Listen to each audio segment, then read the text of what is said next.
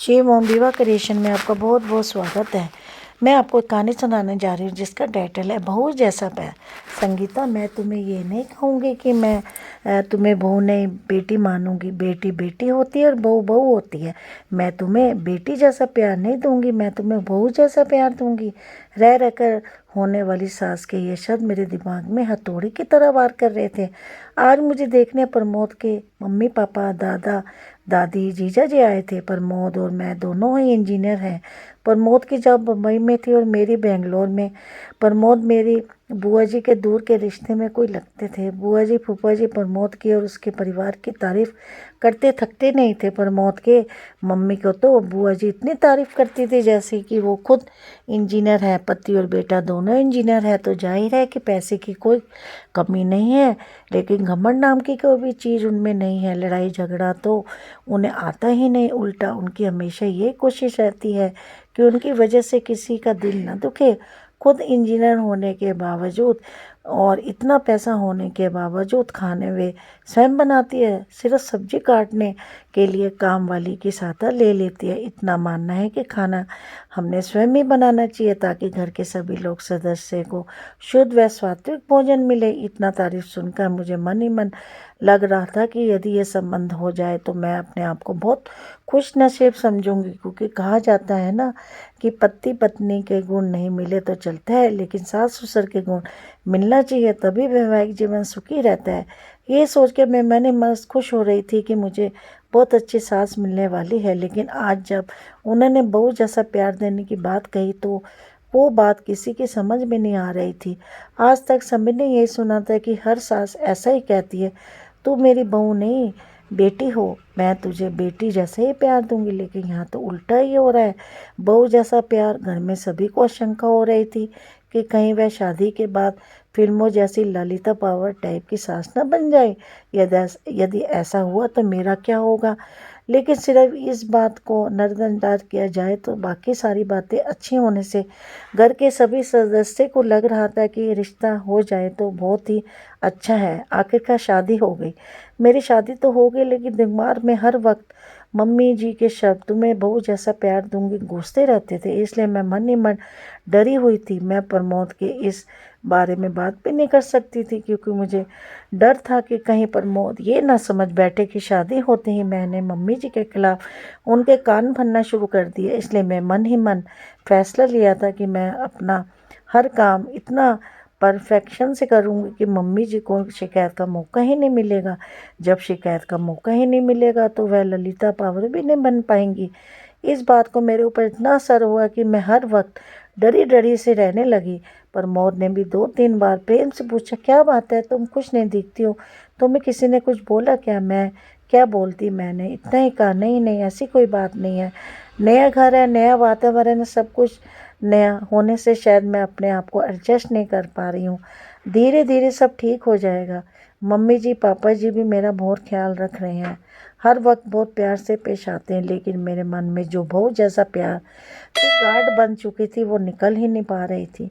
सब लोग कहते हैं ना कि शादी के बाद कुछ लोग तक तो ससुराल के सभी लोग अच्छे से रहते हैं, असलियत में धीरे धीरे सामने आती है। अभी तो शुरुआत है, इसलिए लोग सब प्यार जता रहे हैं। धीरे धीरे मेरा मन इन्हीं सब आशंकाओं से ग्रस्त रहने लगा।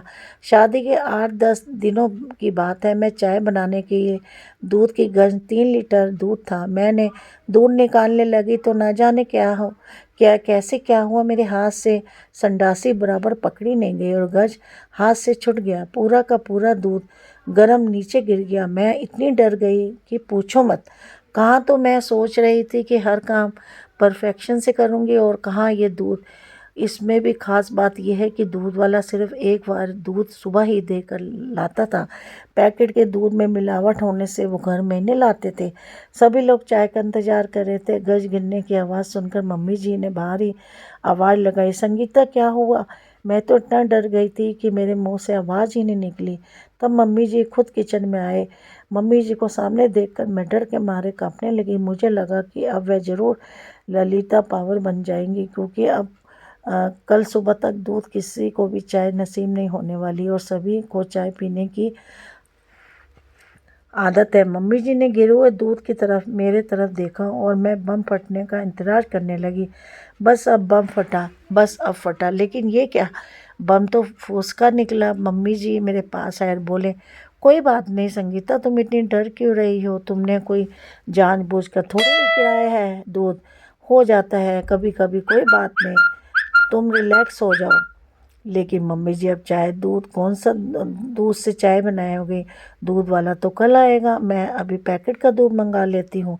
लेकिन आपने ही कहा था कि आपके यहाँ दूध पैकेट का दूध नहीं लाते हैं। लाते तो नहीं हैं, लेकिन सभी को चाय का एक तरह का नशा हो गया है, तो चाय के बिना तो नहीं रहेंगे, इसलिए इमरजेंसी में एक आध बार चलता है पैकेट का दूध। हम लोग ऑफिस में चाय पीते हैं ना, वहाँ कौन से दूध का उपयोग किया जाता है क्या हमें पता है? ऑफिस में हमारी मजबूरी है, लेकिन घर में जहाँ तक संभव हो शरीर के दृष्टिकोण से जो कुछ अच्छा रहता है वो करना चाहिए, इसलिए अपना पैकेट का दूध नहीं लेते। लेकिन एक आध बार में कुछ नहीं होता, रोज़ रोज़ थोड़े ही दूध गिर जाएगा, गिर जाएगा। अब तुम रिलैक्स हो जाओ, अब तुम रिलैक्स हो जाओ। मैं मन में सोचा कि फिजूल में डर रही थी, मम्मी जी तो इतने अच्छे हैं। लेकिन दूसरे पल सहेली की बात याद आ गई कि ये सोचने पर चोचले शादी की शुरुआत में ही होते, आगे आगे देखना होता क्या है। ये बात याद आते फिर से मन में डर समा गया। एक बार इसी तरह से छोटी छोटी गलतियां हुई, लेकिन तब भी मम्मी जी ने मुझे प्यार से ही समझाया। 4-5 महीने की बात है, सभी को पालक पनीर की सब्ज़ी बहुत पसंद थी। आज रविवार की सभी की छुट्टी होने पालक पनीर की सब्ज़ी बनाने का तय हुआ। सब लोग खाना खाने बैठे थे, जैसे ही उन्होंने पहला को मुंह में लिया तो बहुत बड़ा मुंह बनाया और एक घूंट पानी पीकर बोले कि यार सब्ज़ी में नमक डाला है कि नमक में सब्ज़ी डाली है?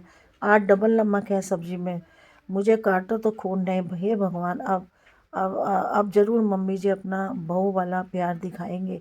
कहते हैं कि मेरी मम्मी जी ने ये सिखाया है क्या? पढ़ लिख कर नौकरी कर रही है, इसका ये मतलब नहीं कि तुझे सब्ज़ी बनाना भी नहीं आना चाहिए। तुम्हारी माँ ने तो कहा था कि मेरी बेटी को सब आता है, फिर ये क्या? मैं ये सोच ही रही थी कि इतने में मम्मी जी ने मुझे ज़ोर से झंझोला, संगीता संगीता। हाँ, क्या हुआ? तुम काँप क्यों रही हो, रो रही हो? हाँ हाँ कुछ नहीं, वो तो मम्मी जी सब्जी, मम्मी जी सॉरी, नहीं मालूम आज कैसे क्या नमक डबल हो गया। सब लोग खाना कैसे खाएंगे? फूल गोभी की सब्जी, दाल, चटनी और अचार है ना, खा लेंगे, तो घबरा मत। लेकिन आगे से सब्जी बनाते वक्त थोड़ा ख्याल दिया कर। दोपहर में जब मैं और मम्मी जी अकेले था तब वो बोली, शादी हुई है तभी से मैं देख रही हूँ कि तुम फ्री नहीं लग रही हो, ऐसा लगता है कि कहीं खोई खोई सी, डरी डरी सी लगती हो, क्या बात है? यदि तुम मुझे नहीं बताओगी तो हम समस्या का निदान कैसे कर पाएंगे? यहाँ तुम्हारी मम्मी नहीं है, लेकिन मैं तो हूँ ना, तुम मुझसे अपने मन की हर बात कर सकती हो। उस कितने प्रेम से बोलने पर वह अपने आप को रोक नहीं पाई और रोने लगी। उन्होंने मुझे अपने भाव में भर लिया। अब क्या क्या बात है? मम्मी जी, जब आप मुझे देखने आई थी तो आपने कहा था ना कि आप मुझे बेटी जैसा नहीं बहू जैसा प्यार करेंगी। हाँ हाँ कहा था, तो बहू जैसा भी कोई प्यार होता है क्या?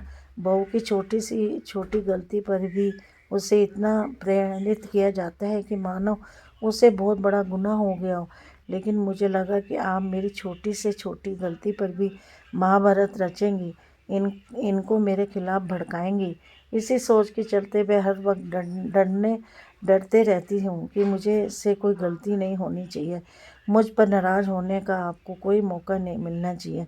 सच बताऊँ तो आज तक मुझसे जो भी गलतियाँ हुई हैं वो इसी घबराहट के चलते हुई हैं। लेकिन मेरी एक बात समझ में नहीं आई, बहू जैसा प्यार करूँगी ऐसा कहने पर भी आपने आज तक अपना सासूपन नहीं दिखाया और मुझे डांटा भी नहीं। फिर आपने ऐसा क्यों कहा था कि आप बहू जैसा प्यार करेंगी? अरे पगली, तुझे नहीं पता कि तू मेरी सीधी सी बात को भी इतना दिल पर लगा लेगी। एक बात बता, क्या कभी तूने किसी माँ को अपनी बेटी को ये कहते सुना है कि तुझे बहू जैसा प्यार करेगी? नहीं ना। जब हम बेटी को बहू जैसा प्यार नहीं करते तो बहू को बेटी जैसा प्यार क्यों करते हैं? इसका तो ये मतलब हुआ ना कि हम बेटी को ज़्यादा महत्व देते हैं, बेटी को ज़्यादा प्यार करते हैं, इसलिए बहू से कहते हैं कि तुझे बेटी बनाएंगे, तुझे बेटी जैसा प्यार देंगे। हम लोग बेटे को ज़्यादा महत्व देते हैं, इसलिए बेटे को बेटे जैसा प्यार देते हैं। कभी ये बेटे से ये नहीं कहते कि तुझे बेटी जैसा प्यार देंगे। यदि हम बेटा बेटी दोनों को समान समझते हैं तो बेटी को बेटी जैसा प्यार क्यों नहीं कर दे सकते। मेरी नज़र में जिस तरह बेटी का अपना एक अलग अस्तित्व है, उसी तरह बहू का भी अपना एक अलग अस्तित्व है। मैं बहू को बेटी से किसी भी मामले में कम नहीं समझती हूँ, इसलिए मैंने कहा था कि मैं तुम्हें बेटी जैसा नहीं बहू जैसा प्यार कर दूँगी।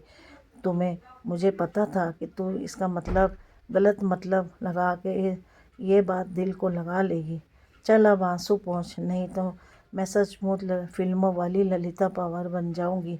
उन्हें ये बात इस अंदाज से कहें कि हंसते हंसते हम दोनों का बुरा हाल था। अब आज मुझे पता चला कि बहू वाला प्यार भी होता है।